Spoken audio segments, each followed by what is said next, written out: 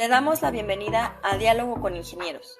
En el Colegio de Ingenieros Civiles de México queremos que todas las voces participen en las sesiones, por lo que ponemos a tu disposición la aplicación Slido para realizar preguntas a los ponentes, escribir comentarios y participar en encuestas.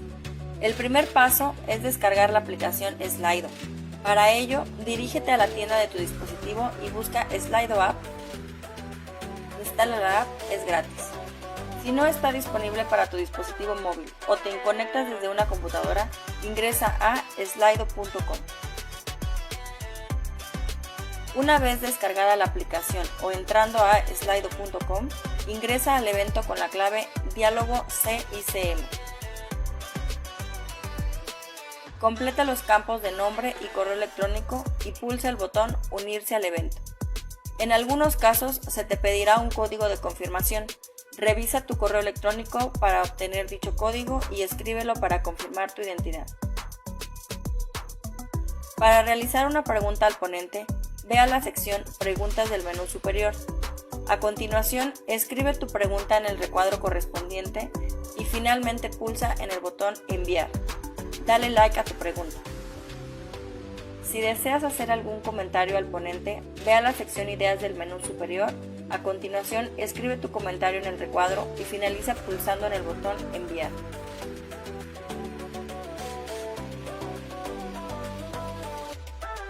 Para participar en la encuesta de la sesión, ve a la sección Encuestas del menú superior y completa las preguntas correspondientes.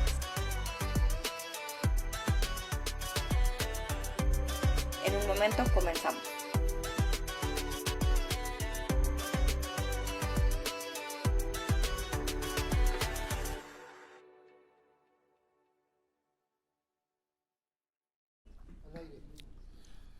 Muy buenos días, bienvenidos a nuestro desayuno una vez más, hoy con el tema transición energética, agua y electromovilidad. Muy buenos días, bienvenidas y bienvenidos a la sesión semanal de Diálogo con Ingenieros. Muchas gracias por acompañarnos en este evento que nos convoca cada lunes para escuchar a los especialistas y dialogar sobre los temas relevantes de la ingeniería civil y la infraestructura de México. La transición energética, el manejo responsable y eficiente del agua y el impulso a la electromovilidad son pilares fundamentales para la construcción de un futuro sostenible hacia el año 2050. La adopción de fuentes de energía renovable y la reducción de las emisiones de gas de efecto invernadero son esenciales para mitigar el cambio climático y preservar el ambiente de nuestro planeta. Asimismo, la gestión responsable del agua se vuelve cada vez más apremiante en un contexto de crecimiento poblacional y de escasez hídrica. En este sentido, promover prácticas y tecnologías que fomenten el respeto y la eficiencia en el uso del agua es primordial. Por otro lado, la electrificación del transporte mediante vehículos híbridos o 100% eléctricos contribuye significativamente a la reducción de la contaminación atmosférica y acústica, así como a la disminución de la dependencia de los combustibles fósiles. Integrando estos factores en políticas y acciones concretas, podemos construir un futuro donde la sostenibilidad sea la norma, garantizando un entorno saludable, seguro y equilibrado para las generaciones venideras. Hoy, en Diálogo con Ingenieros, vamos a explorar a todas las disciplinas enfocadas en la construcción de un futuro sostenible. Bienvenida a Diálogos con Ingenieros. Nos encontramos en un momento crítico en la historia de la humanidad, en el que los efectos del cambio climático están cada vez más presentes en nuestra vida. El rápido crecimiento de la población mundial genera una demanda energética en constante aumento. Esto nos ha llevado a un uso indiscriminado de fuentes basadas en combustibles fósiles, contribuyendo directamente en el calentamiento global y sus impactos asociados. Uno de los sectores más afectados por estos cambios es el hídrico. La alteración de los patrones climáticos ha provocado fenómenos extremos como sequías prolongadas, inundaciones devastadoras, poniendo en riesgo la disponibilidad y calidad del agua en todo el mundo. La gestión responsable y eficiente de este recurso vital se ha vuelto imperativa para garantizar la seguridad hídrica para las generaciones presentes y futuras. Sin embargo, a pesar de los desafíos que enfrentamos, también nos encontramos en un momento lleno de oportunidades para transformar nuestra forma de consumir y generar el agua para el consumo humano y de energía.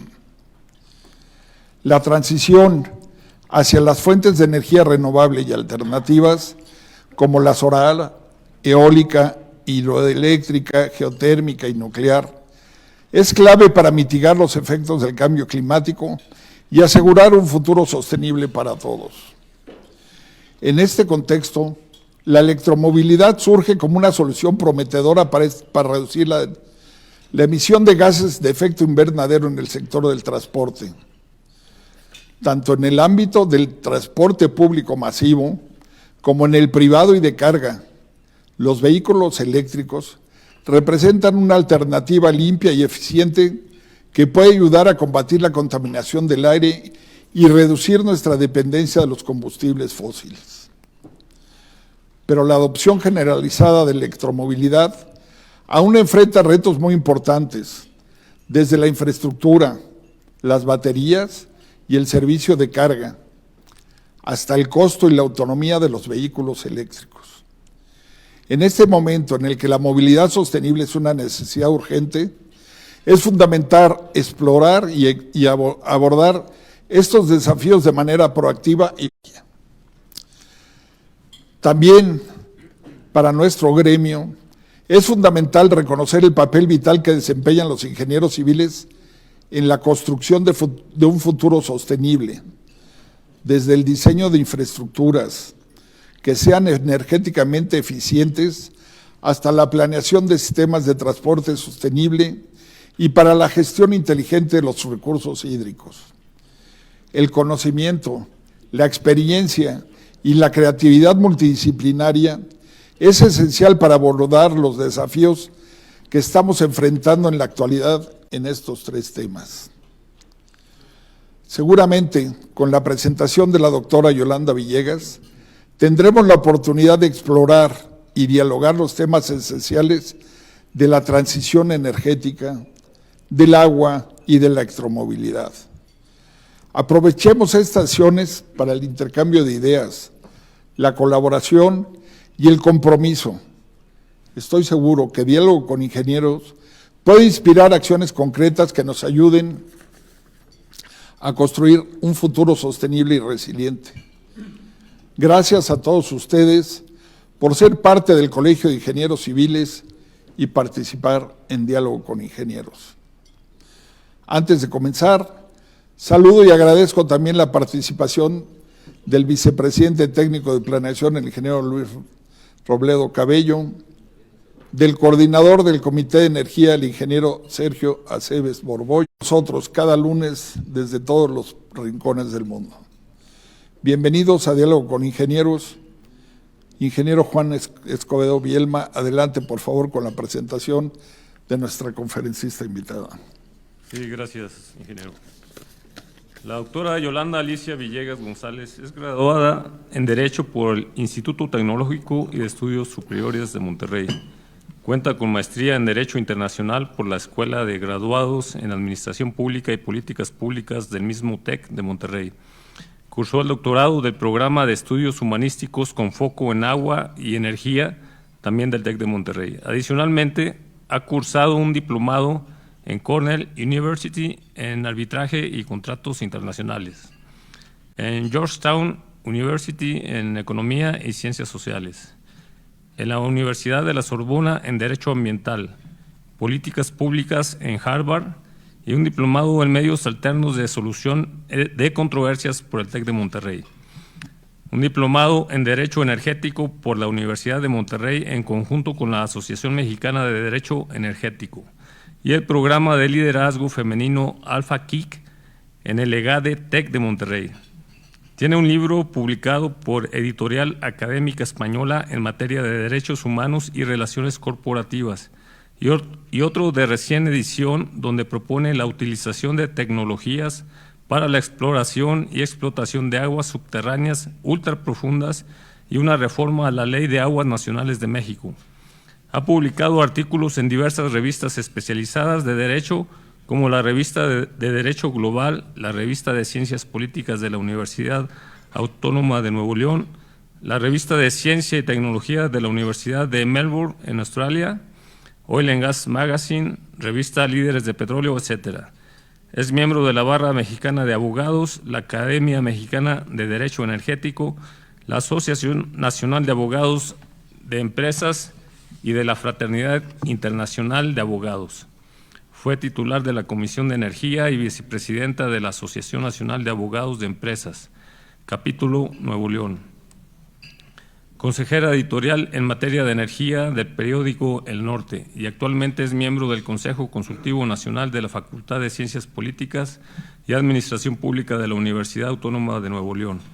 Es vicecoordinadora nacional de la ANADE para la Comisión de Energía y miembro del Consejo Editorial de la revista Petróleo y Energía. Cuenta con más de 14 años de experiencia en Derecho Corporativo, Internacional, Energético y de Propiedad Intelectual. Trabajó en Heineken, área internacional de Pemex y en Alfa, en donde obtuvo a su cargo el Departamento Jurídico de Energía en relación con Pemex, Comisión Nacional de Hidrocarburos, CENER y Conagua. Tiene amplia experiencia en Derecho del Medio Ambiente. Trabajó a cargo del área jurídica y regulatoria de Fieldwood Energy, la compañía petrolera más grande de aguas someras en los Estados Unidos, con alrededor de 600 plataformas a cargo del área jurídica y regulatoria. En la actualidad se desempeña como consejera nacional y profesora de la Facultad de Ciencias Políticas y Relaciones Internacionales de la Universidad Autónoma de Nuevo León. También es profesora en el Tecnológico de Monterrey. Y en los años 2019, 2020, 21, 22, 23, fue nombrada por la revista Petróleo y Energía como uno de los 100 líderes del sector energético de México. Doctora Villegas, es un placer contar con usted. Muchísimas gracias. Muchas gracias, me siento muy honrada de estar el día de hoy con ustedes. Aprovecho la ocasión para reiterar el agradecimiento con nuestro presidente, también con el doctor Leonardo y bueno, con todos los miembros del Presidium. Para abrir el tema, y no sé si me puedan poner la presentación, es importante revisar qué es la transición energética como tal. Cuando hablamos de transición energética, hablamos de una ventana de oportunidad, es decir, es un concepto opuesto al de la revolución energética. ¿Por qué? Porque es menos contaminante que el petróleo y obviamente el aumento de la demanda energética. Y para aquellos que no creen en el cambio climático, y estos son datos de la Agencia Internacional de Energía, podemos ir viendo que a mayor consumo de combustibles fósiles, mayor emisión de gas de efecto invernadero. Y a mayor emisión de gas de efecto invernadero, mayor crecimiento de la temperatura media de la Tierra. Todo esto está medido durante todos estos años que ustedes ven en la tabla. Siguiente. Y bueno, ¿cuáles son los riesgos climáticos que son más propensos a ocurrir? Si se fijan, en general, las crisis del agua aparecen todo el tiempo y lo vamos a tratar en esta presentación. También la falta de adaptación al cambio climático, como les digo, realmente ya en Groenlandia se están derritiendo los polos y ahí tenemos el 22% del agua, que es muy, muy importante y también lo vamos a ver al final de la presentación. Siguiente. Y realmente entonces estamos frente a una gran oportunidad en cuanto a la transición energética. Siguiente, que les decía que es esta, ahí está bien, es esta ventana de oportunidad y que en realidad en el mundo ha habido dos grandes transiciones energéticas, de la biomasa a las fuentes fósiles y la que estamos viviendo ahorita en esta etapa tan importante, que es de las fuentes fósiles a la aumento en combustibles. De hecho, el 95% del transporte en México, privado y público, está basado en diésel y en gasolina. Es decir, esto que genera que ciudades como México y otras 3 en Latinoamérica tengamos más de 150 millones de personas que estamos respirando un aire de mala calidad. Siguiente. Ahora, esta es la tabla que quería mostrarles al inicio, donde tenemos las perspectivas de las emisiones de gas de efecto invernadero correlacionadas con los combustibles fósiles y obviamente cómo va aumentando poquito a poco la temperatura media de la Tierra, es decir, ya estamos inmersos en el cambio climático. Adelante. ¿Por qué están relacionadas y por qué son importantes para México? La descentralización. Ustedes pueden ver que las grandes urbes a lo mejor tienen estos grandes centros de consumo y centros de producción de energía, pero en la realidad el mundo está avanzando hacia que en las pequeñas poblaciones, en los ejidos, en las ciudades más pequeñas, en provincias, etcétera, tengan sus propios centros productores y ahí nos abastezamos. Eso es la descentralización. La descarbonización, ir bajando las emisiones de gas de efecto invernadero poco a poco con la generación distribuida o generación solar, con la eólica, con las que les mencionaba, nuclear, geotermia, entre otras, ¿no? Eso es la descarbonización. Tenemos entonces descarbonización y digitalización.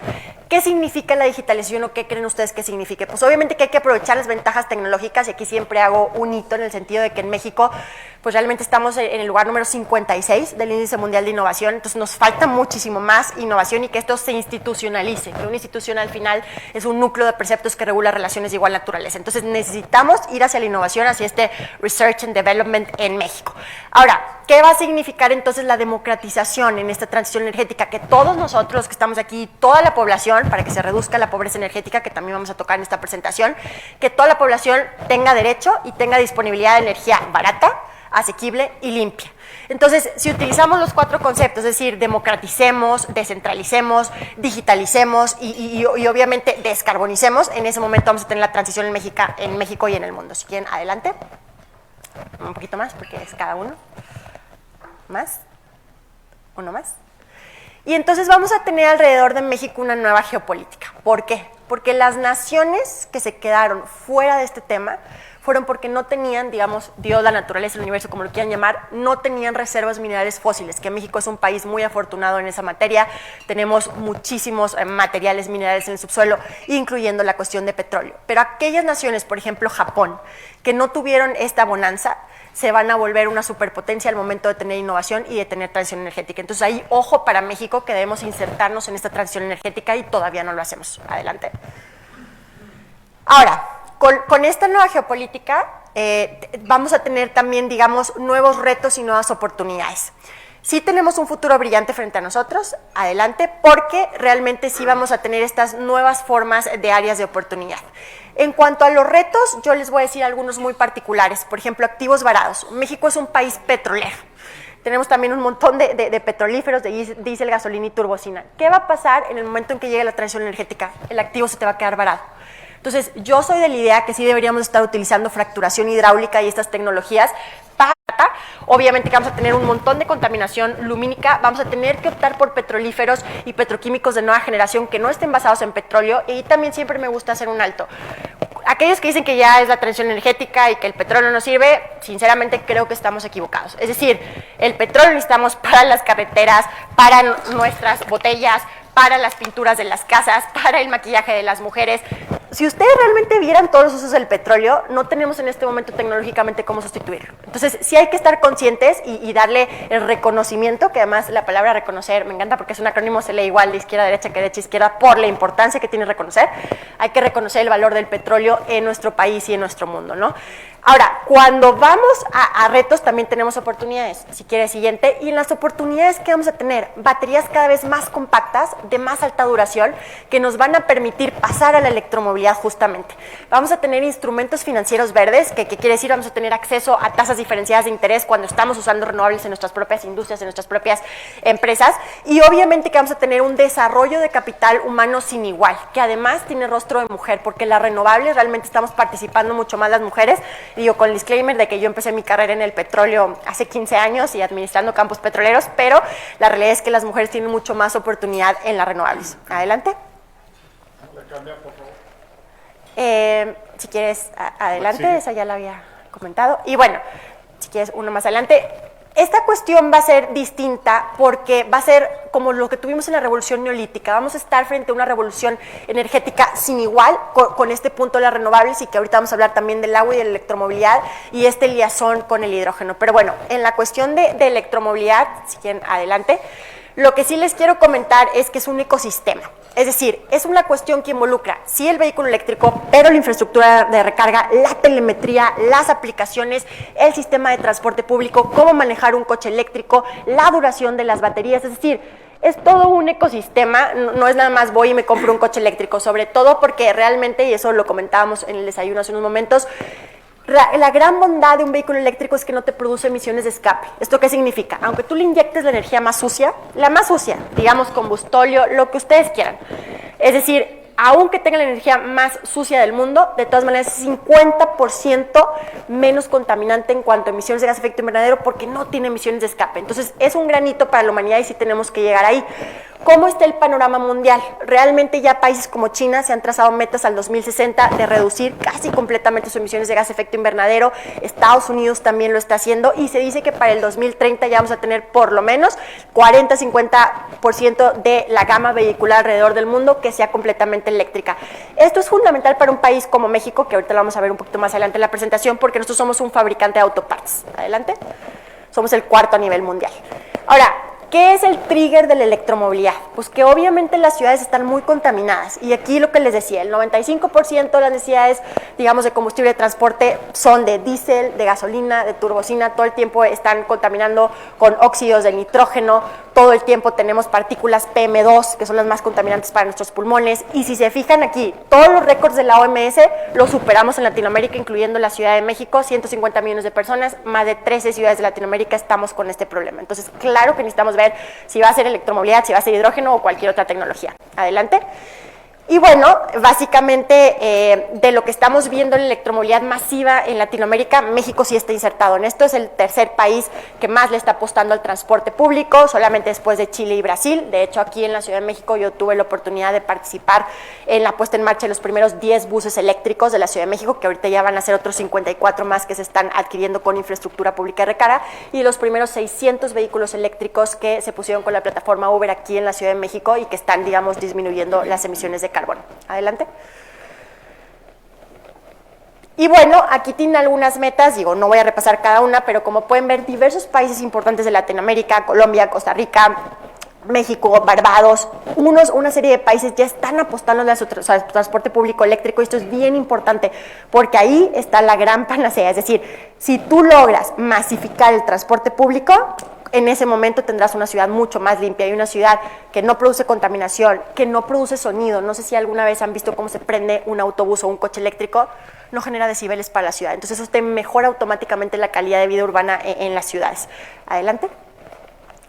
Y bueno, también platicando un poquito de cómo estaba, al menos en 2020, que fue cuando se empezó a intensificar la cuestión de la electrificación del transporte público-privado, last mile delivery de última milla. Aquí tenemos que en 2020 ya tenemos 10.766 vehículos eléctricos circulando por las calles de Latinoamérica. México es el lugar número 7, pero tenemos una serie de países que le están apostando muchísimo a este tipo de movilidad y a la infraestructura de recarga, que vamos a platicar también de eso más adelante. Adelante.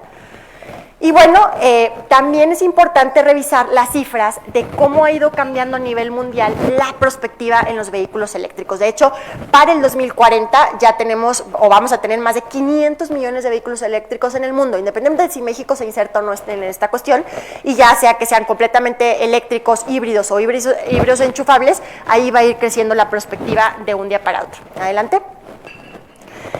Y también algo que es bien importante antes de comprar un coche eléctrico, antes de saber cómo lo tenemos que manejar, hay que ver la rentabilidad. Cuando tú comparas un vehículo eléctrico con un vehículo a gas, con un vehículo a diésel, con un vehículo a gasolina, aquí pueden ir viendo dónde se llega al punto de equilibrio, porque obviamente un vehículo eléctrico es mucho más costoso de entrada. Entonces, ¿qué tenemos que hacer? Vislumbrar en qué momento del kilometraje y de la autonomía yo voy a llegar al punto de equilibrio. Una bondad que también existe en los vehículos eléctricos es que es mucho menos costoso el mantenimiento a largo plazo, corto, mediano y largo plazo. Luego entonces se vuelve más económico tener un vehículo eléctrico que uno de combustión interna. Lo que pasa es que la inversión inicial es mayor. Y aquí tienen las distintas rentabilidades en cuanto al kilometraje. También tenemos que ver la cuestión de ansiedad de rango, que es bien importante en las ciudades y que también lo comentábamos con el presidente hace unos momentos en el desayuno. Es decir, si tú quieres viajar de aquí a Acapulco o de aquí a otro lugar, ¿en dónde vas a cargar tu vehículo? ¿Te alcanza a llegar la autonomía del vehículo o no? Y yo les comentaba que justamente la semana pasada la empresa BYD, Build Your Dreams, que es la más grande del mundo, no es Tesla, es BYD, acaba de presentar su vehículo Dolphin, que ya cuesta 350,000 pesos. ¿Esto qué quiere decir? Ya es un vehículo eléctrico que es mucho más asequible que los de mediana o baja gama de antes, que costaban por lo menos 700,000, 800,000 pesos de precio de entrada. Bueno, ahorita lo bajaron a 350,000. Eso va a ser importante también para la masificación. Adelante. Y bueno, ¿cuál sería el estado del arte de la electromovilidad en México? Fíjense, realmente según los datos del INEGI, el 52% de los vehículos eléctricos que existen en nuestro país están aquí. Están en Ciudad de México y están en Estado de México. O sea, sí vamos en avanzada con respecto a provincia y al resto del país, pero esto se va a ir multiplicando cada vez más. Adelante. Y bueno, esto es lo que les decía hace unos momentos, México sí es una potencia mundial en autopartes. Entonces, las cifras que ustedes están viendo aquí van a venir ya al 2030. Vamos a tener muchísimos miles de millones de dólares en generación de autopartes. Nos vamos a volver un exportador, como lo somos actualmente, pero de vehículos eléctricos. Y para el 2030, máximo 2040, casi todos, como les digo, van a ser completamente eléctricos, híbridos o híbridos enchufables. Y sobre todo con las inversiones que van a venir y que están viniendo de Tesla, de GM, de Ford y de BMW. Adelante. ¿Cómo está la venta de vehículos eléctricos en México? Vamos a decir la realidad, es poca. Es decir, todavía estamos, y si lo ven realmente es muy poco. Es muy poco si lo comparas con otros países e igual, digamos, el símil analógico es muy poco. Por ejemplo, todos los ductos de gas que tenemos en México, toda la infraestructura de almacenamiento que tenemos en México, cuando lo comparas, por ejemplo, con Estados Unidos y ves los mapas en materia energética, es muy poco. Ahora, a mí siempre me preguntan, y lo digo tal cual, perdón el eufemismo, pero ¿qué es primero, el huevo o la gallina? ¿Qué es primero, el vehículo eléctrico o la infraestructura de recarga? Para que realmente exista una masificación de electromovilidad en México, son los dos. No puedes tener vehículos eléctricos sin infraestructura de recarga, no puedes tener infraestructura de recarga sin vehículos eléctricos. Entonces, lo que hay que hacer en México es que realmente los gobiernos, los estados, los municipios y la federación inviertan en infraestructura de recarga. Y otra cosa que es bien importante es que se pueda monetizar. Porque la gente que quiere invertir en infraestructura de recarga, digamos que no está tan regulado de cómo lo vas a monetizar. Si tú los ves en los centros comerciales, digamos es gratuito, o sea, llegas y te recargas, pero el centro comercial está pagando esa energía eléctrica que tú estarías pagando verbigracia en gasolina si fuera un coche a combustión interna. Entonces, ¿cómo vamos a monetizar la infraestructura de recarga? ¿Cómo vamos a hacer que la deducibilidad de los activos sea mayor a 250,000 pesos, que es lo que trae el código fiscal de un vehículo que es mucho más costoso? ¿Cómo vamos a hacer para homologar los protocolos de seguridad? Porque la infraestructura de recarga también puede tener muchos accidentes y nadie lo está viendo y todos están poniendo infraestructura de recarga en los centros comerciales, etcétera. ¿Y quién lo está regulando? Nadie. Entonces, justamente hace un par de semanas, la Comisión Reguladora de Energía acaba de esbozar los primeros lineamientos de electromovilidad del país, y eso es importante. Ahorita la legislación, digamos que está en CONAMER, pero solamente en el ámbito de sus atribuciones. Y esto es una cuestión que debería de ver la Secretaría de Hacienda, que debería de ver la Semarnat, que debería de ver la Comisión Reguladora de Energía, que debería de ver CFE, entre otros muchos. Si quieren, adelante. ¿Y cómo podemos desarrollar proyectos públicos eléctricos? Bueno, aquí es bien importante que entendamos que realmente sí se necesitan marcos institucionales sólidos, como lo que tiene, por ejemplo, aquí el Metrobús. En ese caso, y yo participé en la adopción de estos primeros 10 autobuses eléctricos, sí significó mucho que tuviéramos un proyecto piloto al inicio con 10, o sea, no se compraron los 60 que están comprando ahorita, se compraron solo 10, que tuviéramos un back-to-back con estas empresas chinas de garantías de la batería, porque la batería no puedes amortizar esta cuestión con una batería que solo te dure 8 años, tienes que por lo menos que te dure 16 años para que sea asequible para la Ciudad de México y en beneficio de todos. Entonces, un back-to-back, un proyecto piloto, una ruta específica con cierto corredor, para entonces ver que es exitoso y con la infraestructura de recarga, que esto está, por ejemplo, en Patio Júpiter, con una logística muy particular. Es decir, los autobuses están entrando y saliendo, conviviendo también con los de combustión interna y con una dinámica horaria específica para que esto funcione. Adelante. Y bueno, pues básicamente si queremos tener un transporte urbano sustentable y sostenible y de acuerdo a los 17 objetivos de la ONU en materia de sostenibilidad, pues necesitamos viajes eficientes y necesitamos sistemas eficientes y vehículos eficientes. O sea, desde la matriz energética que le inyectas al vehículo, desde la reducción de gas efecto invernadero con un vehículo eléctrico, pero también la masificación del transporte público. Adelante. Y bueno, hay algunas piezas claves de electromovilidad y con esto voy a ir cerrando el tema de electromovilidad un par de filminos más para entrar en la cuestión hídrica, pero en la electromovilidad tenemos que sostener incentivos fiscales diferenciados que los de un vehículo de combustión interna para poderlo masificar, tenemos que revisar la telemetría, los sistemas IoT, es decir, un vehículo eléctrico se conduce muy diferente al de uno de combustión interna, incluso el frenado te puede desbaratar una batería. Entonces, ahora también las baterías tenemos que ver cuál es la batería idónea para los vehículos. Si estás en Monterrey no es lo mismo que en Ciudad de México.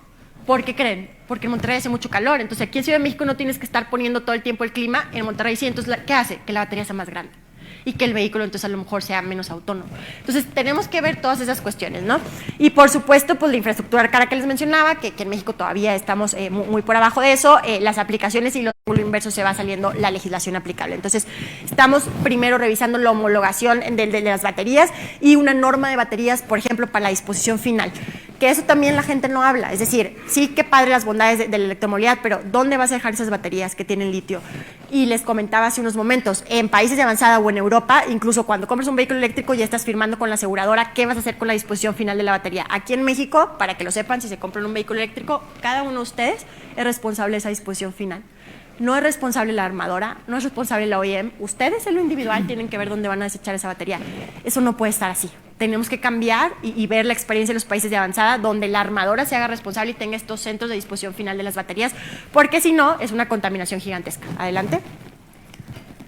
Y estos serían, digamos, los puntos claves que yo veo en la articulación de un marco jurídico para que exista la electromovilidad en México, que en principio tenemos la exención arancelaria, es decir, ahorita se vence en 2024, por lo menos 10, 11 años más a 2035, porque ahorita los países de más avanzada pues son China y de hecho pues solo China. Entonces, para poder invertir estos vehículos eléctricos, la exención arancelaria, la deducibilidad que les comentaba, más de 250,000 pesos, que realmente podamos monetizar la infraestructura de recarga y otro aspecto fundamental, pues las cuestiones de homologación y seguridad de los cargadores de la infraestructura de recarga y finalmente pues que realmente México diera todos los incentivos fiscales para masificar el transporte último milla, el transporte público y los taxis, las flotillas de taxis que recorren hasta 3 veces más que un vehículo tradicional que podamos traer. Entonces claro que hace mucho sentido tener electrificación en todas las flotas de taxis. Adelante.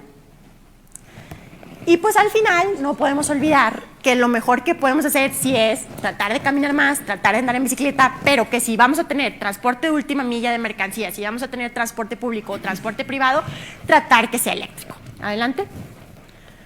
Y bueno, ahorita ya voy a pasar al tema de agua, que además es mi pasión porque hice mi doctorado en agua, mi tesis doctoral es justamente en esto. Y en la cuestión hídrica, si quieren, adelante, podemos ver en el mapa que les estoy mostrando cómo realmente no es cierto que vivimos en el mundo de la tierra, vivimos en el mundo del agua.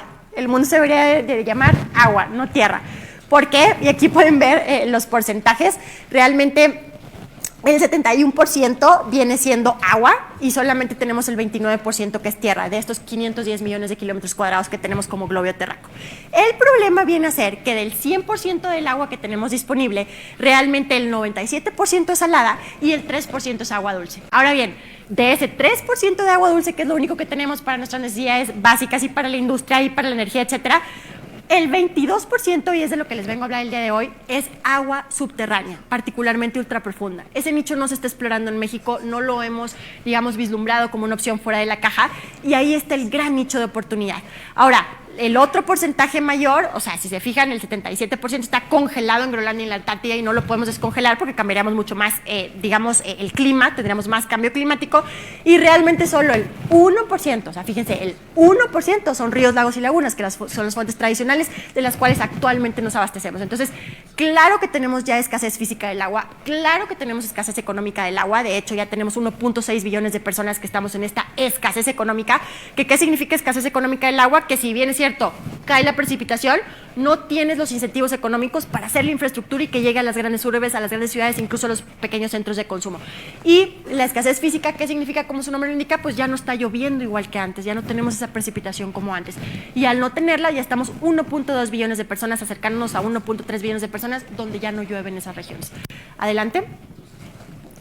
Y entonces, digamos, lo que yo esbocé en mi tesis doctoral es una propuesta de reforma a la Ley de Aguas Nacionales, que además ya tiene más de 25 años en vigor, es decir, sí tenemos que actualizar esta cuestión de alguna manera, porque ya no está la tendencia, digamos, no estamos siguiendo la tendencia mundial. Adelante. Cuando hablamos también, digamos, de la situación hídrica, México ha adoptado, al menos teóricamente, el tema del manejo integral del agua. ¿Qué significa básicamente en términos conceptuales? Pues que no nada más tienes que ver la extracción del agua como tal, sino que también tienes que vislumbrar todo lo que estás afectando en la flora, en la fauna, en los ecosistemas que están alrededor. Entonces, abarcas factores naturales, externos, humanos, de ecosistemas, de flora, de fauna. Eso es la gestión hídrica integral. Adelante. Y cuando ya vislumbras esta gestión hídrica integral, ¿qué pasa? Tienes que revisar el marco institucional, que como les decía, son estos núcleos de preceptos que te regulan relaciones de igual naturaleza. Fíjense lo complejo que es el marco institucional del agua en México. Y luego que por qué se toman decisiones que a lo mejor no son técnicas, que a lo mejor son más políticas, aquí lo tienen. Dependemos del Instituto Mexicano de Tecnología del Agua, dependemos de los tratados internacionales, de la CFE, de la CONAGUA, de los consejos de cuenca, de los organismos de cuenca, de los estados, de los municipios, y so on, so forth. Ya no voy a seguir. Adelante. Ahora, cuando a nivel mundial se presenta el Foro Económico Mundial, lo que te ha dicho es, dentro de los 5 riesgos más grandes para la supervivencia del hombre, y esta tablita hagan de cuenta que se extiende desde el 2014 a la fecha, está la crisis del agua. Es decir, nadie le está poniendo atención y eso es lo más probable de suceder para que no podamos sobrevivir. Ya no estoy hablando de las necesidades de los usos consultivos, agrícolas, industriales, energéticos, no. Estoy hablando de beber el agua. Ya no vamos a tener. Adelante. Y entonces, en lugar de ser este mundo del agua que yo les decía al inicio, estamos en el mundo de la sed. Si ven las perspectivas de 1950, 1995, 2025, que ya estamos llegando ahí, el mapita, ustedes van localizando que se va poniendo zonas negro, ¿verdad? Esas zonas en negro es donde ya esos países, esos continentes, esas regiones ya no tienen el nivel de disponibilidad mínima para su población, para el consumo bebido del agua. No estoy hablando para lo demás, no estoy hablando para bañarte, no estoy hablando para los usos de la casa, no estoy hablando para la energía, no estoy hablando para nada.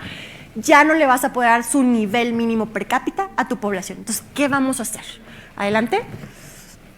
Y si ustedes revisan los datos de Conagua y los monitores de sequía en México, cada vez, digamos, lo gris, para que sea más fácil explicar, lo gris es donde estamos bien en agua. Todo lo demás estamos mal. Sequías de anormalmente seco, extremadamente seco, severamente seco. Es decir, lo único que estamos bien es estas partes en gris. Y el mapa, por ejemplo, pues ya pueden ver el desequilibrio que hay entre el sur y el norte. Adelante. De hecho, también si vemos los porcentajes de afectación por sequía, que tienen sus picos, cada vez va cambiando más esos picos y cada vez va habiendo más calor y cambio climático. Adelante. Y este mapa me encanta, la verdad. Está muy sencillo, pero fíjense. La región del país que te produce el 80% del Producto Interno Bruto solo tiene 1/3 del agua dulce disponible en México. Y la región del país que ustedes ven en azul, que además te produce el 20% del Producto Interno Bruto, tiene 2/3 partes del agua dulce disponible. Entonces, la naturaleza es inequitativa de por sí, la geografía. Pero, ¿cómo vamos a poder llevar el agua a las regiones que realmente están teniendo la bonanza económica en el país? Una pregunta para hacernos. Adelante. Esta es la respuesta. Hay ya, digamos, doctrinas, sistemas tecnológicos a nivel internacional que nos permiten extraer agua de cuencas subterráneas ultraprofundas, que es lo que no está medido en México, que también siempre que voy a foros o con mis estudiantes les comento, ¿cómo es posible que en el petróleo, porque pues, yo he sido muchos años petrolera, cómo es posible que en el petróleo sí tengamos identificado el subsuelo, periodo Triásico, Jurásico, dónde están los campos petroleros, etcétera, incluso en el mar, en aguas profundas, en shallow waters o aguas pegaditas a la costa, en tierra? Y el agua que necesitamos para vivir, no lo tenemos identificado el subsuelo. Entonces, esta fuente de agua, si ustedes ven aquí los dos paradigmas de los modelos hidrológicos, ustedes tienen el inciso A, que es el modelo hidrológico tradicional que maneja México, donde literal cae la precipitación en forma de lluvia, ronda en la tabla de agua, alguna se sumerge a los acuíferos, digamos, tradicionales, otros a los acuíferos, digamos, subterráneos someros, en aguas se transpira, en mar se evapora. Perfecto, está excelente. Pero la realidad mundial es el paradigma B, donde cae otra vez este ciclo hidrológico, precipitación, etcétera, pero cae 5 veces más precipitación que la que tenemos documentada en México, se infiltra 20 veces más en el subsuelo, se percola y el demás ciclo es igual, pero realmente se van creando megacuencas subterráneas ultraprofundas, que ahí, digamos, está el nicho de oportunidad de extraerlo antes de que deriven en el mar. Entonces, en lugar de estar viendo soluciones como la desalinización, que digo, no es que esté en contra, pero la realidad es que sí matan los arrecifes, la realidad es que son nuestras costas en México, la realidad es que va a tener una repercusión en el cambio climático gigantesco por lo que hacen los arrecifes para nosotros, pues yo diría, ¿por qué no la extraemos si ya la tenemos en el subsuelo? Con unas tecnologías muy similares a las petroleras. Adelante. Y de hecho ya hay varias tecnologías a nivel mundial, que está ADROC, como pueden ver en Escocia, tenemos Georesonance en Rusia, tenemos WATEX en Francia, tenemos Airwater en los Estados Unidos. Todas las tecnologías ya hacen lo que les estoy diciendo y ya se han aprovechado en Dakota, en California, en Texas, en África, en España, en Suiza. Es decir, ya lo hemos hecho. Entonces, ¿por qué no lo estamos haciendo en México? Otra pregunta. Adelante. Y bueno, aquí tenemos, digamos, las variables, y ya casi voy cerrando la presentación, pero las variables comparativas en cuanto a las aristas que tenemos con otras tecnologías, es decir, con desalinización, con grandes presas, con grandes acueductos.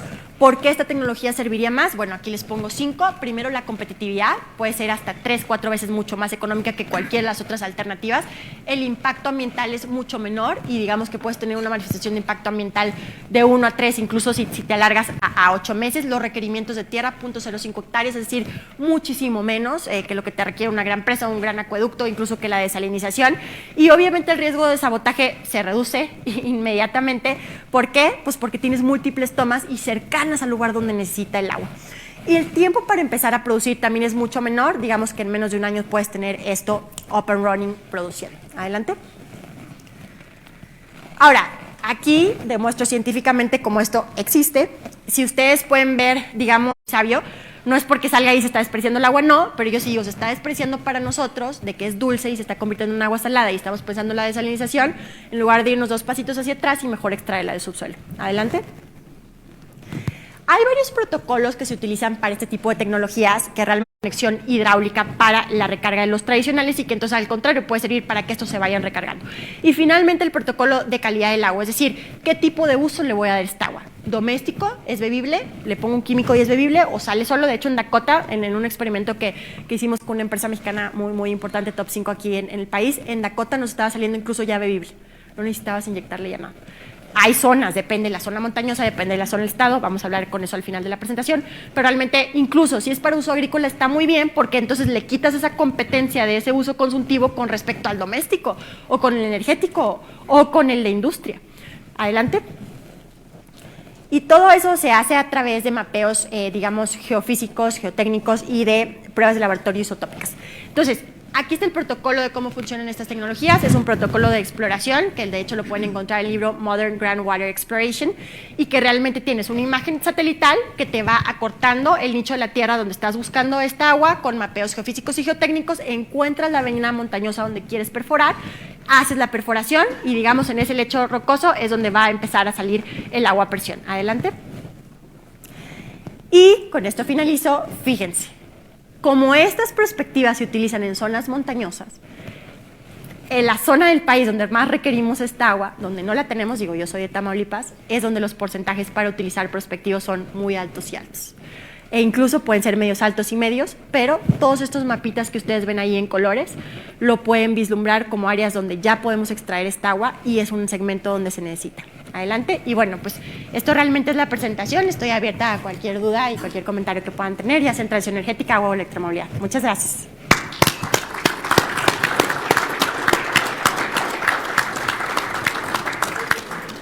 Doctora Yolanda, pues muchísimas gracias por tu plática, interesantísima, No, gracias. con varios de los temas que tratan nuestros comités en el colegio y donde, como platicamos en el desayuno, es muy importante el hablar desde diferentes puntos de vista. Tú lo ves como abogadas, nosotros como ingenieros, entonces eso nos permite ampliar el panorama y hacer propuestas. Ahorita que están los candidatos, ya les mandamos cartas a los 3 candidatos para invitarlos a participar en el colegio, pues en donde estamos tratando muchos de estos puntos, pero es muy importante aumentar con tu perspectiva.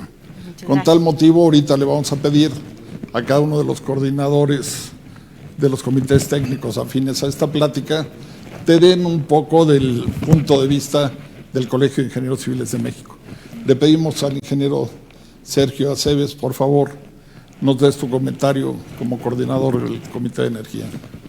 Gracias, Jorge. Bueno, en primer lugar, muchas gracias, doctora. Extraordinaria presentación porque nos permite tener otra óptica y no solo la visión del ingeniero civil que a veces nos cerramos. Creo que está claro que la transición energética es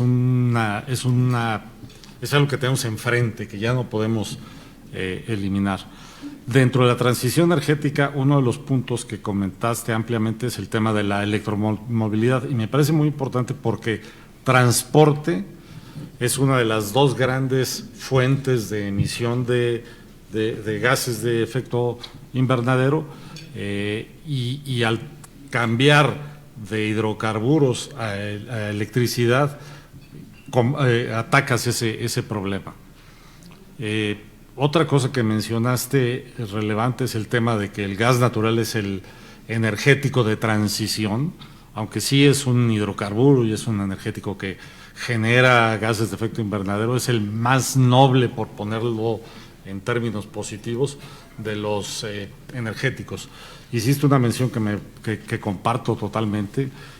Hay que buscar cómo producir nosotros gas natural, no tener tanta dependencia. Hoy tenemos la fortuna de estar cerca del mercado en donde la molécula es la más barata del mundo, pero por otro lado estamos abriéndole fuentes a otros mercados a esa molécula barata, al tener las nuevas plantas de licuefacción en el Pacífico que van a llevar la molécula barata a otros mercados y probablemente nos genere un efecto económico adverso y que nos quitará competitividad. Y por otro lado el tema de la dependencia. Entonces creo que sí coincido con tu punto de vista de que debemos de entrarle al tema del gas de lutitas, sin duda. Es una reserva muy importante y nos daría mucha tanto actividad económica como independencia o flexibilidad en la dependencia hacia esa molécula. Usaste un término que me gustó mucho porque tocará el tema del agua y seguramente habrá infinidad de preguntas y es mucho más valioso enriquecernos con preguntas. Muchas gracias nuevamente y felicidades. Gracias a ustedes por la invitación. Muchas gracias, Sergio. César, adelante con tus comentarios. Bueno, felicidades, Yolanda, excelente plática y me encantó que tu pasión sea el agua igual que la mía, entonces compartimos esa pasión. Cuando empezaste a hablar de la transición energética y lo asociaba yo con la transición del agua, más que pensar en combustibles o qué forma de qué manera podemos generar más agua, etcétera, en lo que yo pensaba fue en el manejo del agua. En el pasado, bueno, pues el agua la tomaba la gente o el hombre o las mujeres, pues en donde la encontraban, en los ríos, etcétera. Después ya surgió la visión de cuenca, en donde había una expresión más ordenada, digamos, del aprovechamiento y se dieron cuenta de que quien tomaba el agua arriba afectaba al de abajo, entonces ya había una visión diferente. Eso representa para mí una transición en esta visión. Posteriormente vino esto que tú mencionabas del manejo integrado de recursos hídricos, en donde ya no era solo el agua, sino el agua, el suelo, la relación entre los dos con otros recursos y la búsqueda de un manejo equilibrado de los recursos sin comprometer los recursos del futuro, ¿no? Entonces ya había una visión también del cuidado futuro y más recientemente la seguridad hídrica, en donde ya no es un proceso, sino es que las comunidades cuenten con agua en cantidad, calidad suficiente para todos sus usos, pero ya incorporando el concepto también de riesgo, y ese riesgo está en el cambio climático fundamentalmente, que es el trigger o el disparador en el futuro para México, ¿no? La sequía fundamentalmente. Entonces, bueno, primero me fui con esa idea porque pensé que esas eran las transiciones a las que nos podíamos referir en el agua. Pero después pensándolo bien y cuando ya hablaste de las supercuencas o cómo le llaman, las megacuencas, ¿no? Pensé que hemos como país, como ingenieros, como sector hidráulico, como Comité del Agua, trabajado y discutido muchas formas de incrementar la disponibilidad de agua. Desde luego trabajando del lado de la demanda principalmente, ¿no? Pero del lado de la oferta dijimos, bueno, debemos tener algunos indicadores para saber hasta dónde vamos a gastar en energía o dónde podemos. Y veíamos que más o menos por cada metro cúbico que se desaliniza, o sea, un tratamiento de desalinización completo, así con todo con todas las filtraciones, etcétera, usa como 3,5 kWh por metro cúbico, que son como 700 metros de carga, ¿no? Entonces dijimos, bueno, si se trata de bombear más de 700 metros, ya compite con la desalación y con esa desalación compite ya con el uso directo de las aguas residuales, que es lo interesante, ¿no? Somos capaces de limpiar las aguas residuales con un nivel de tratamiento como el de desalación que nos cuesta 3,5 kWh por metro cúbico en energía, ¿no? Más todo lo que se puede. Entonces, bueno, ahí tenemos ya un referente, ¿no? Para hacerlo. Y de manera que yo creo que por eso ha prosperado mucho ahorita esta idea del reuso directo o el indirecto. Tenemos ya algunas ciudades en donde se está trabajando, Monterrey, Querétaro tiene ya una visión sobre esta idea del reuso indirecto, llevarlo primero a un almacenamiento y después está también la Ciudad de México con Zumpango. En Zumpango se puede llevar agua que no es un agua potable, agua residual tratada, y después de ahí ya potabilizan. En fin, está prosperando mucho esa idea y yo creo que en ese rango, digamos, de costos nos mantenemos. Cuando uno habla de aguas muy profundas, entonces las cosas cambian, porque cuando hay artesianismo es muy atractivo porque puede ser que el bombeo no sea tan grande, pero cuando son profundidades ya como las que estamos diciendo, bueno, pues decía un amigo que porque se hicieron unas perforaciones a 3,000 metros o más en la Ciudad de México, ¿no? Decía, bueno, es como traer agua de mar, porque estamos a 2,400 metros, pues ya mejor la traemos del mar, ¿no? Pero bueno, no es así porque hay artesianismo. Pero bueno, se ha probado ya en la Ciudad de México particularmente el uso de las aguas muy profundas. Yo creo que todavía hay dudas en los acuíferos, si es el mismo o no es el mismo, hay que seguir estudiándolo. Con un grupo que forma parte de este comité del agua y de toda el grupo de agua del país, se está trabajando, profundizando en esta idea de la toma de aguas profundas, y actualmente se están haciendo, se ha modelado, se ha tratado de modelar esto. No hay suficiente información, tenemos algunas perforaciones de pozos profundos, perforaciones que hizo Pemex, por cierto, hasta 3,000 metros de profundidad, y ahorita estamos haciendo, permitirá avanzar en eso. De manera que, aún en esta idea del uso indirecto y del uso directo, con costos que también se están abatiendo porque la filtración pues va reduciéndose en costos, como los que representa tanto el tratamiento directo o indirecto como el uso de este tipo de recursos tan profundos que implican pues energía y todas las cosas que estamos viendo ahora, ¿no? Pero por lo demás a mí me parece una espléndida explicación de todo lo que se está haciendo en energía, y me parece que también es muy importante la visión conjunta de agua y energía. Las hemos separado artificialmente, pero yo creo que van de la mano, y creo que es muy importante que mantengamos esa visión. Felicidades nuevamente, ¿no? Muy interesante. Gracias. Gracias, César. Bueno, ahorita vamos a pasar a la sesión de preguntas y respuestas. Diego, me gustaría que nos platicaras, aunque sea un poquito, de tus estudios a 5 kilómetros de profundidad en el estado de Nuevo León y pues, de la economía circular en la que estás trabajando ahorita en tu empresa, ¿no? O sea, yo creo que la doctora vamos a tenerla que invitar otro día porque tiene muchos temas que tratar con nosotros y trabajar en conjunto. Estás invitada en los comités de trabajo, en los diferentes comités de trabajo, porque sí es multidisciplinario el trabajo definitivamente, ¿no? Entonces, Sergio.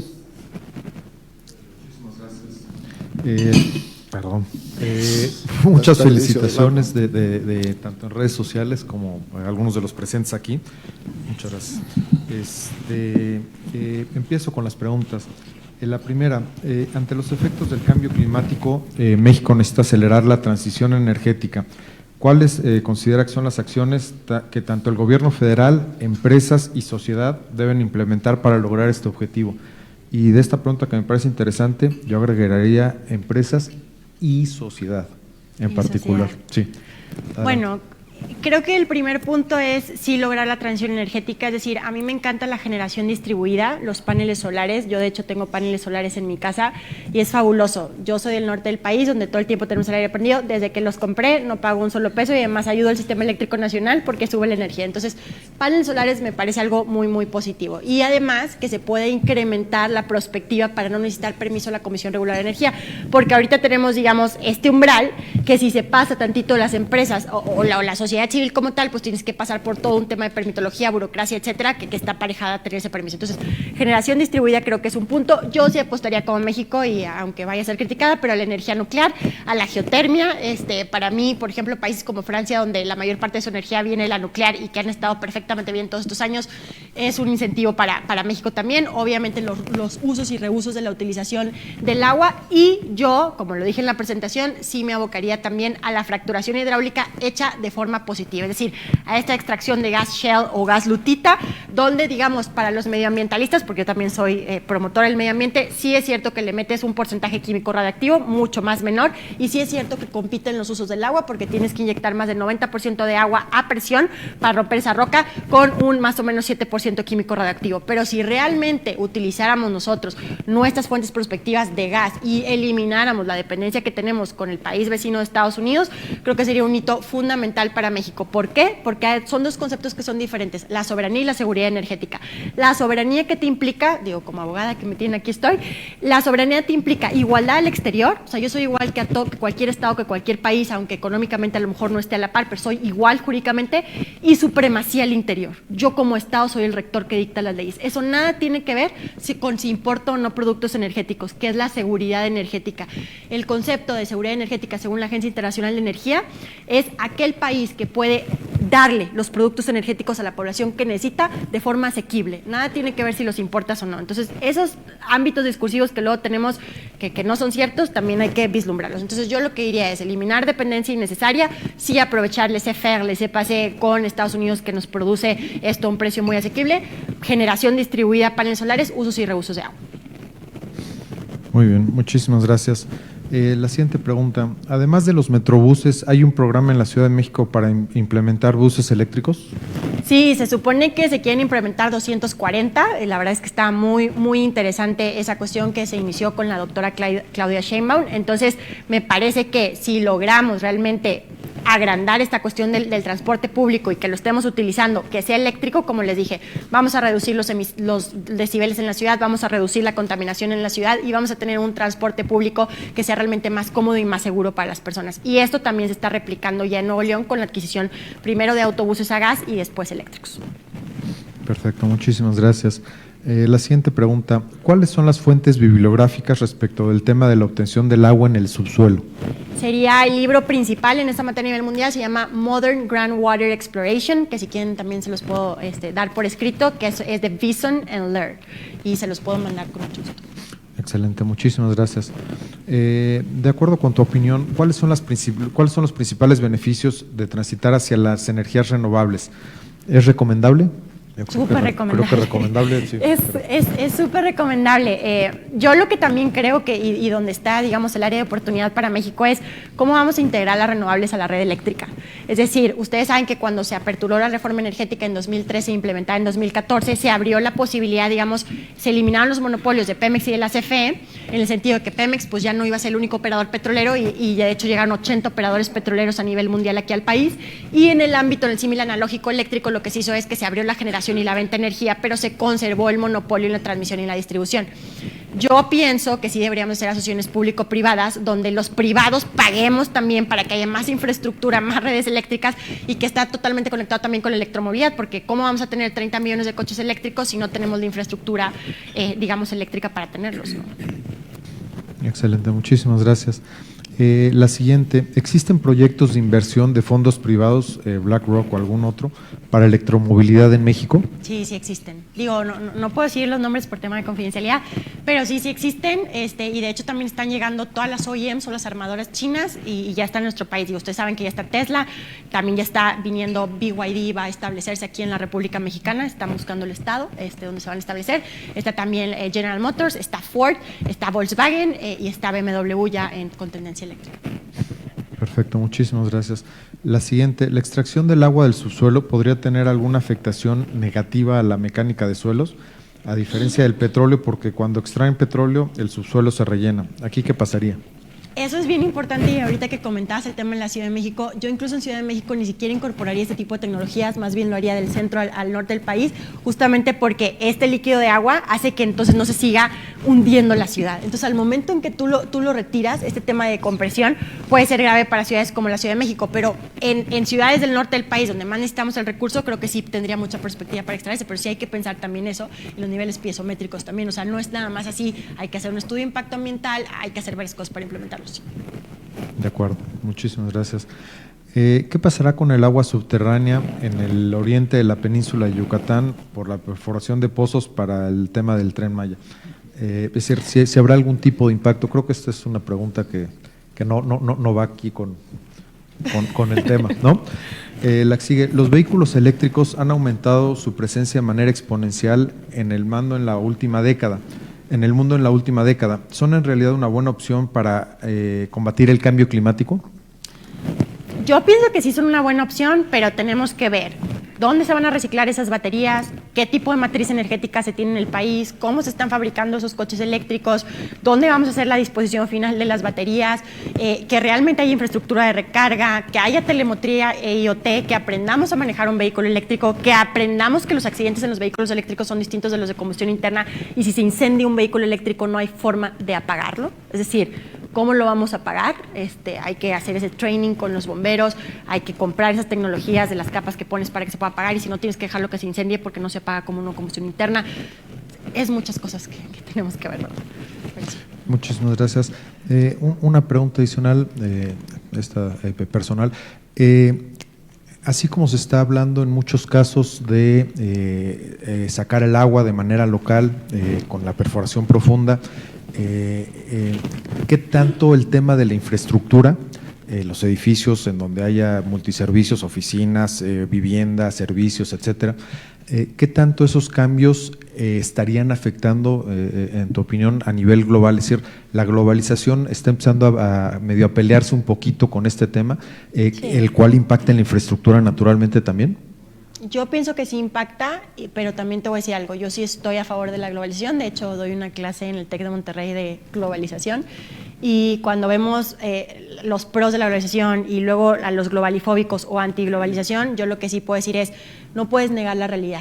Y la realidad es que sí estás en un entorno globalizado. Entonces, más bien hay que sacar el mejor provecho con lo que se tiene y aprendiendo también y dándole fuerza a los conceptos o premisas que hablan los globalifóbicos, como por ejemplo la contaminación, la homologación de culturas y la pérdida de identidad nacional, el hecho de que, por ejemplo, extranjeros vengan al país y ellos sean los CEOs, etcétera, y no contraten a mexicanos, en el tema energético, que las plataformas vengan de otros países y no se construyan aquí. Es decir, depende de la posición que quieras que ver. Yo sí soy nacionalista y yo sí pienso que se deberían de producir aquí.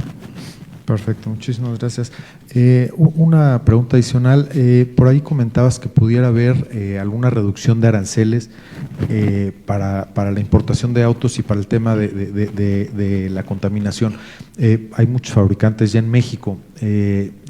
¿Desde dónde ves esa óptica sin afectar? Normalmente los aranceles son para proteger a la industria nacional de alguna manera, Correcto. ¿no? Entonces, ¿cuál es tu opinión o desde dónde está esa óptica? Mi opinión es, si quieres masificar ya, tienes que tener extensión arancelaria porque son los que tienen las tecnologías. Ahora bien, si lo quieres hacer de forma más lenta, que yo no lo haría, porque yo sí pensaría que si no quieres emisiones de escape, sí tienes que traer a los que lo tienen actualmente, yo lo que me enfocaría es en el contenido nacional, así como se hizo en la industria petrolera, que se empezaron a desarrollar cadenas productivas y que en 2013 se integró cláusula de contenido nacional dentro de todos los contratos petroleros y que lo está regulando la Secretaría de Economía, haría lo mismo para la industria de electromovilidad, crear lineamientos de contenido nacional.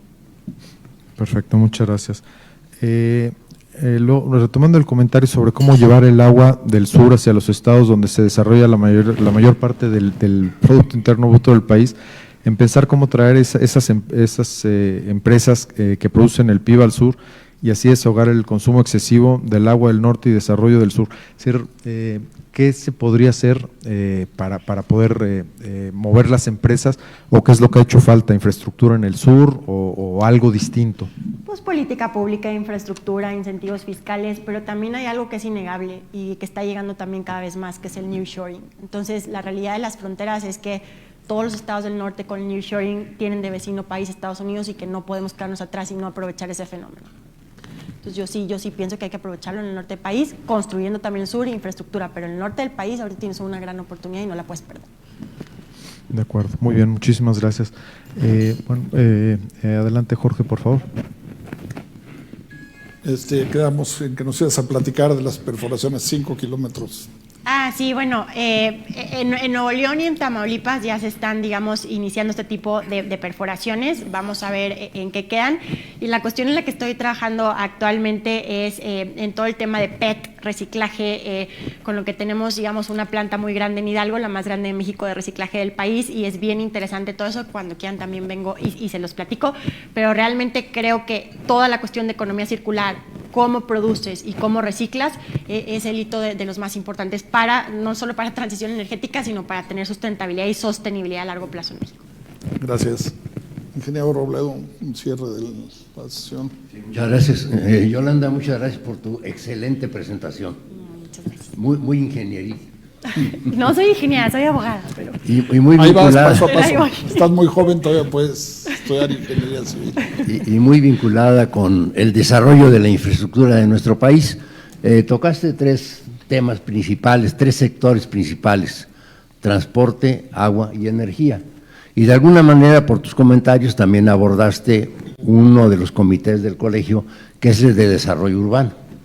El país se está urbanizando. Hace 100 años éramos 20% urbano, 80% rural en población. Ahora ya se invirtieron esos porcentajes. Somos 80% urbano, 20% rural. Y lógicamente la infraestructura cada vez es más importante, vinculada con el desarrollo urbano e industrial. Los restantes comités que coordina Sergio Aguilar tienen transversalidad con los cuatro que mencioné. Está tecnologías, que es muy importante, tú le diste una visión tecnológica muy importante a tu presentación.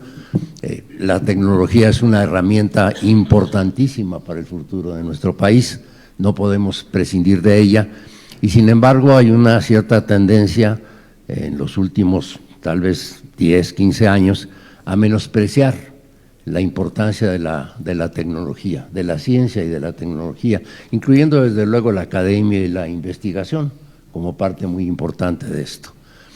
En materia, un comentario muy breve sobre el agua.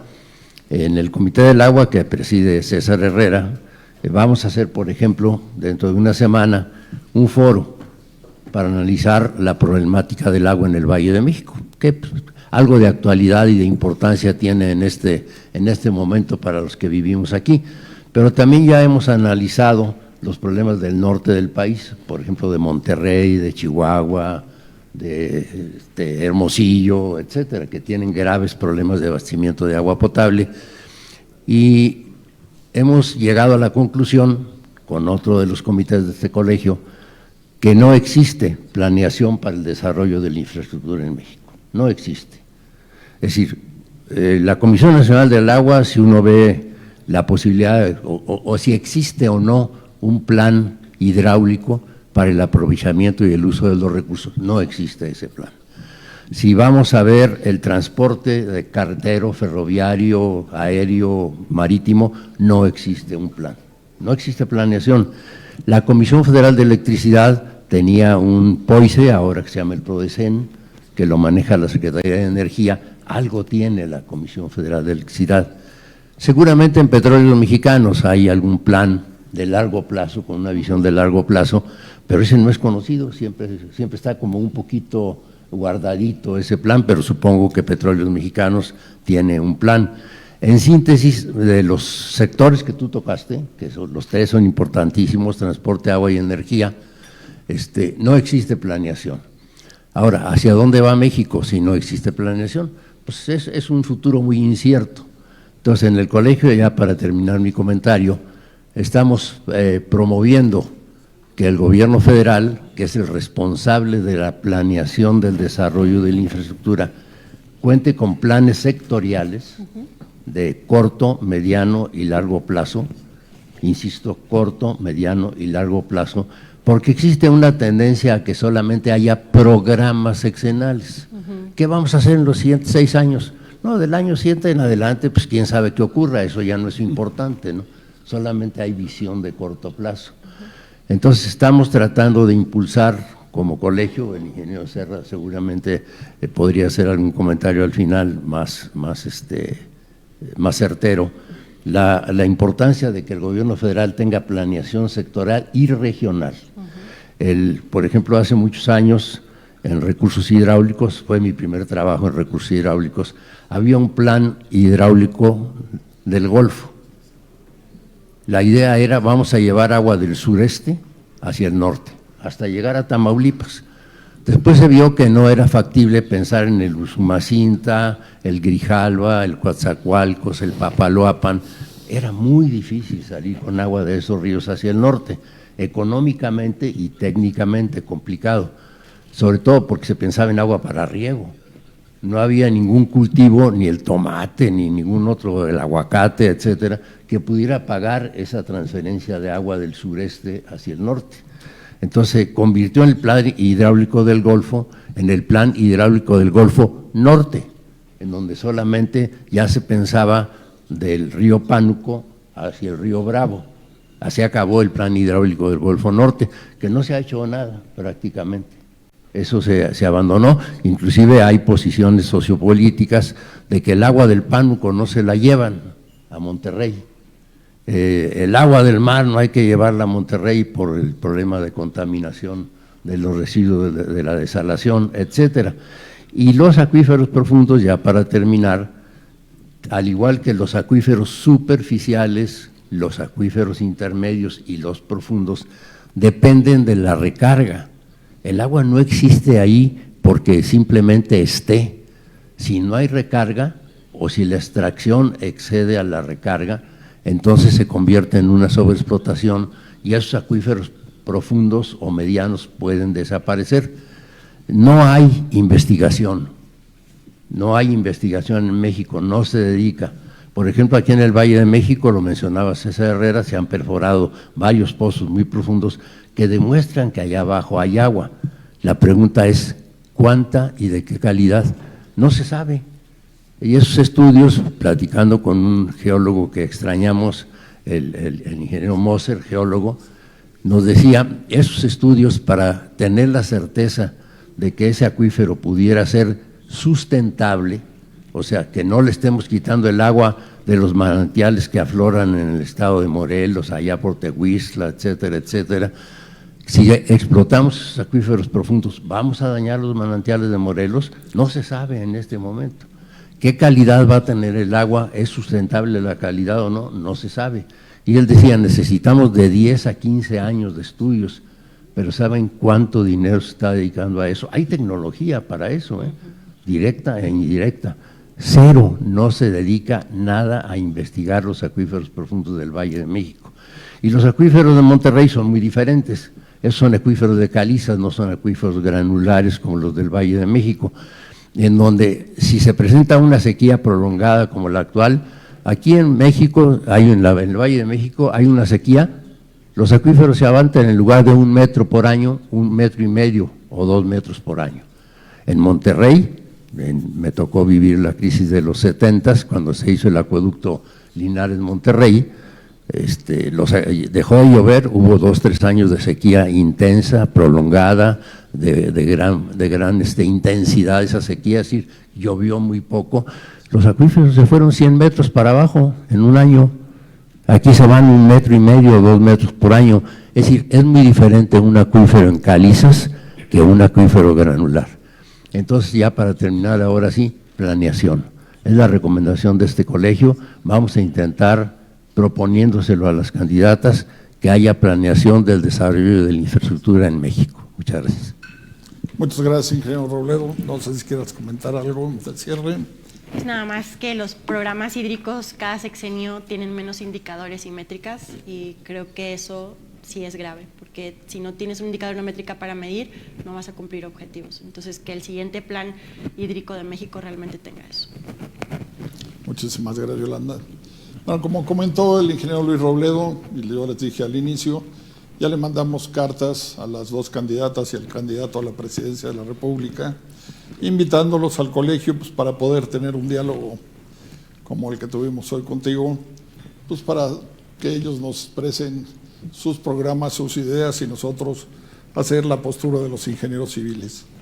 Adicionalmente a eso hemos estado hablando y trabajando con los equipos de trabajo ya de algunos de los candidatos para promover el Instituto de Planeación, y donde nos han pedido asesoría sobre algunos temas específicos, han salido muy contentos, y yo creo que el Colegio de Ingenieros Civiles es un buen foro, es una institución reconocida, entonces podemos hacer mucho, y pues tú ya eres parte de este colegio, de los comités, y requerimos de tu participación. Ya nada más queremos informarles, el lunes 11, aquí aprovechando de la juventud, vamos a tener una plática con Fernando Gutiérrez, el presidente de la Junta de Honor del Colegio de Ingenieros Civiles de México, que maneja la fundación del Colegio de Ingenieros. En el Colegio de Ingenieros estamos dando becas, ahorita tenemos becas a Francia y se están implementando a Francia para estudiantes, y estamos implementando unas nuevas becas con el Tecnológico de Monterrey para gente que ya está trabajando y que quiere ampliar sus conocimientos. Entonces el próximo lunes va a ser una plática muy interesante para ver todo ese trabajo que estamos haciendo. Queremos preparar a la gente, quisiéramos tener mucha gente como tú en nuestro país. En el colegio luchamos por la ingeniería civil, pero luchamos por México. Esa es nuestra meta, luchar por este país tan hermoso y que nos da. Y el día 14 tenemos el foro de hidráulica sobre la situación del Valle de México, lo coordina César Herrera, estás invitadísima aquí para que vengas y veamos qué podemos ver para solucionar esta megalópolis, los problemas que tenemos de sequía, los problemas que tenemos de agua potable, los problemas que tenemos de aguas negras. O sea, sí hay una serie de problemas que se van a ver ahí y que nos van a servir también para ampliar nuestros conocimientos para los diálogos que tengamos con los candidatos y con sus equipos de trabajo. Por otro lado, pues queremos extenderte un reconocimiento. Muchas gracias.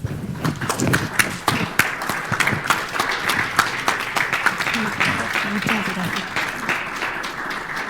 El 39º Consejo Directivo del Colegio de Ingenieros Civiles de México, ACE, otorga el presente reconocimiento a la doctora Yolanda Alicia Villegas González por la presentación de la conferencia Transición Energética, Agua y Electromovilidad durante la sesión denominada Diálogo con Ingenieros, realizada el lunes 4 de marzo del 2024 en la sede del Colegio de Ingenieros Civiles de México en nuestra Ciudad de México. Lo afirma el presente Jorge Serra Moreno. Muchísimas gracias. No, muchas gracias por la invitación. Y acá nos estamos viendo. Gracias.